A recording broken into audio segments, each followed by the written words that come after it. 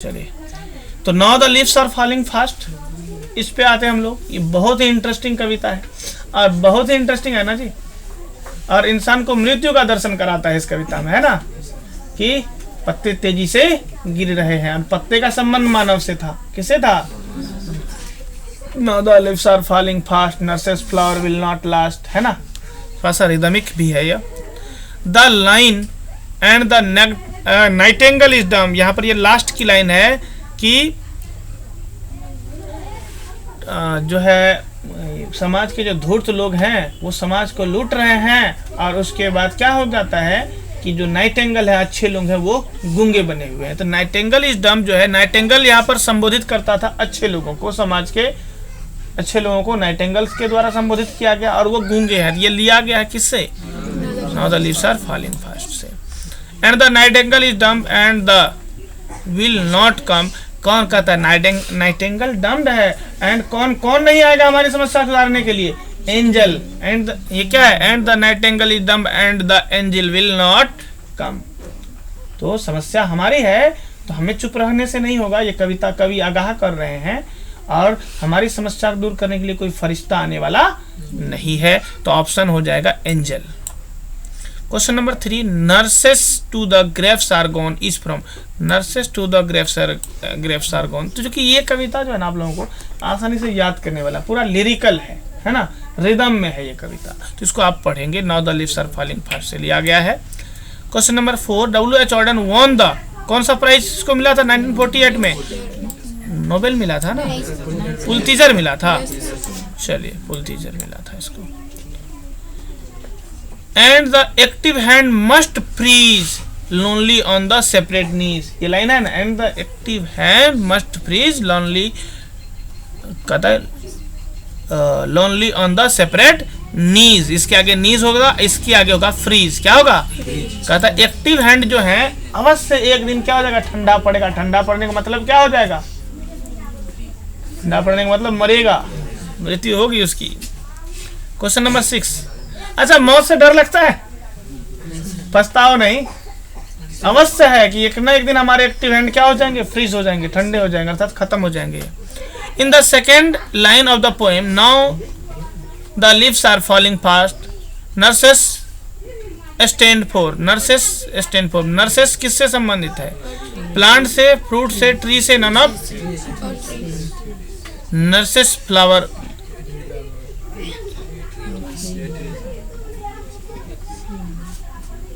Tree, ठीक है। Nurses flower will not last, plant और ट्री तो होगा नहीं। In the poem now the leaves are falling fast, whispering neighbours, whispering neighbours कौन था? एजेंट ऑफ डेथ होगा ना, एजेंट ऑफ डेथ, वही बोला। विस्परिंग नेबर्स किसको हम बताए थे कि इसको हम क्या यमराज बोलते हैं, मृत्यु का देवता बोलते हैं, तो यही होगा विस्परिंग नेबर्स। ट्रोल्स, ट्रोल्स वही आता है कि मैथोलॉजी, यानी कि स्कैंडिनेवियन मैथोलॉजी में जो था ट्रोल्स जो था बेड क्रिएचर था। क्या था? आप लोग बताया था ना कि वो स्कैंडिनेवियन की सभ्यता जो थी उसमें ट्रोल्स जो होता है एक तरह से भूत प्रेत हम लोग बोलते हैं ना, तो उसी को शैतानी ये रचना थी। तो ट्रोल्स जो है स्कैंडिनेवियन सभ्यता की है, बेड क्रिएचर है। तो कहाँ से यही सभ्यता की बात हुई? इंडियन, रशियन और कोई सभ्यता की बात उसमें हुई नहीं है। क्वेश्चन नंबर 9 पे आते हैं। Now the leaves are falling fast is a pessimistic, optimistic, क्या हो जाएगा? ऑप्टिमिस्टिक, आशावादी कविता है। कैसा है? Who has compose the poem, तो क्या हो जाएगा? Now the leaves are falling fast किसने लिखा है?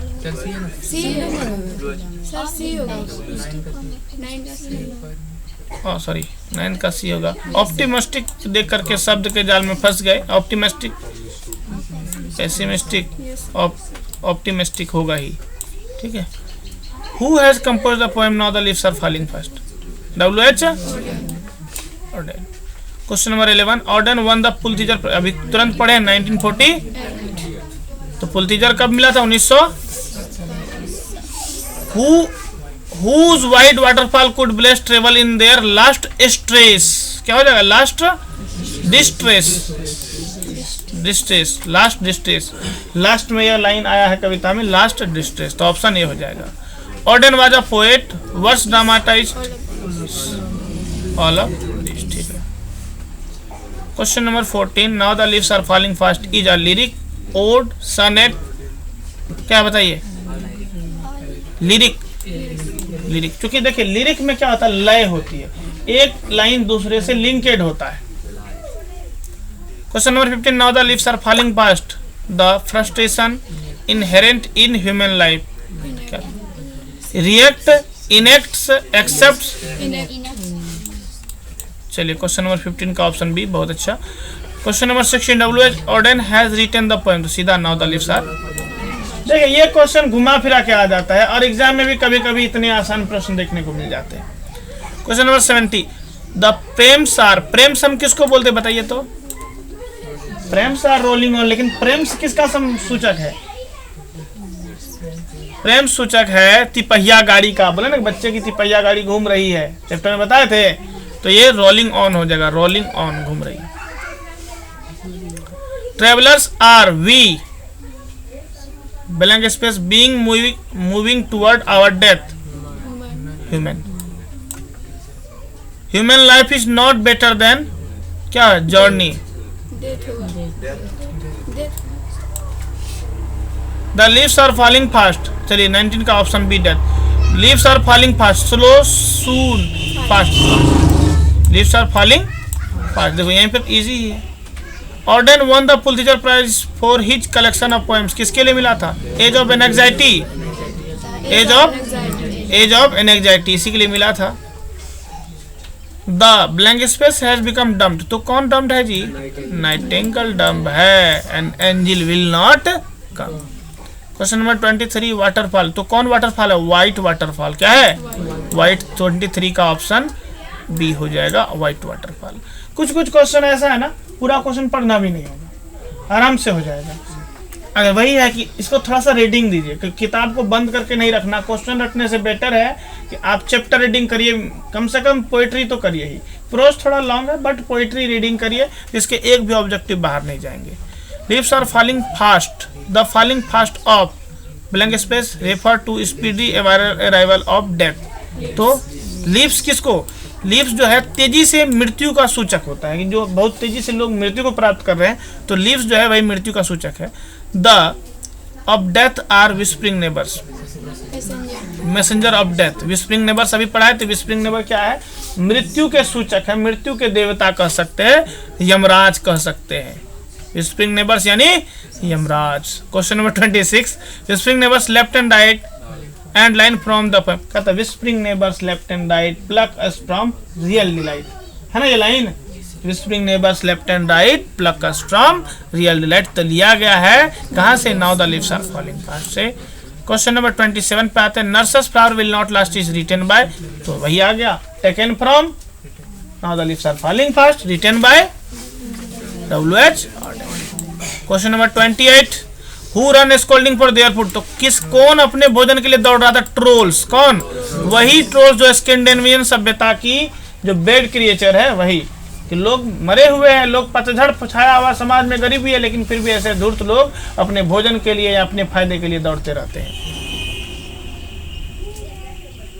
कहता है now the leaves are falling fast text about the frustration, happiness, confusion, knowledge, क्या हो जाएगा? टेक्स्ट किसके? सॉरी टेक्स्ट नहीं, सॉरी टॉक है, मिस्टेक हो गया। किसके बारे में बात कर रहा है?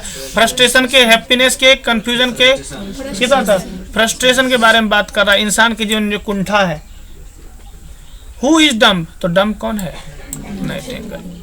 चलिए इस तरह से क्वेश्चन नंबर 31 क्वेश्चन इसका हमारा कौन सा है? Now the leaves are falling fast का होगा।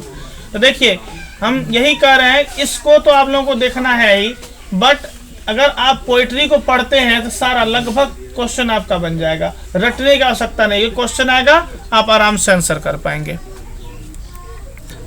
चलिए इसको